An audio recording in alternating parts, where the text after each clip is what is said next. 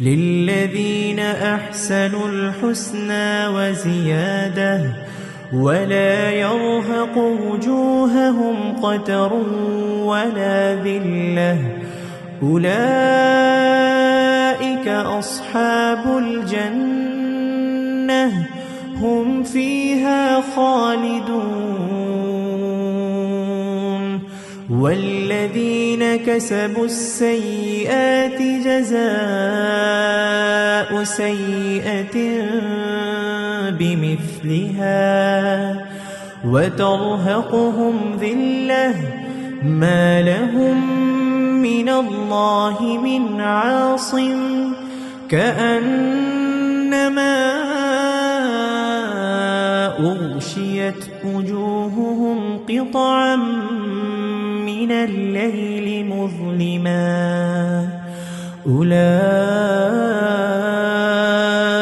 أصحاب النار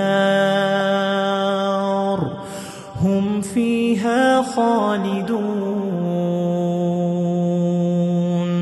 ويوم نحشرهم جميعا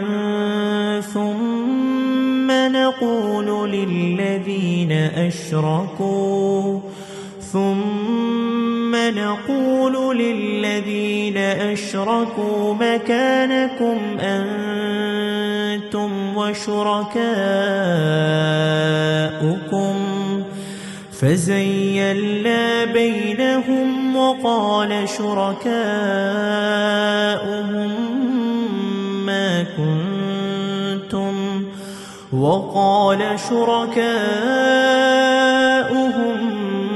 ما كنتم إيانا تعبدون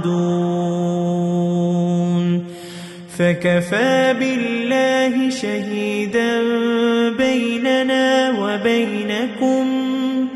شهيدا بيننا وبينكم إن كنا عن عبادتكم لغافلين هنالك تبلو كل نفس ما أسلفت وردوا إلى الله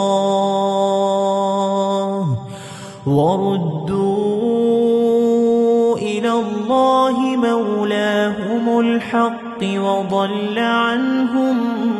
ما كانوا يفترون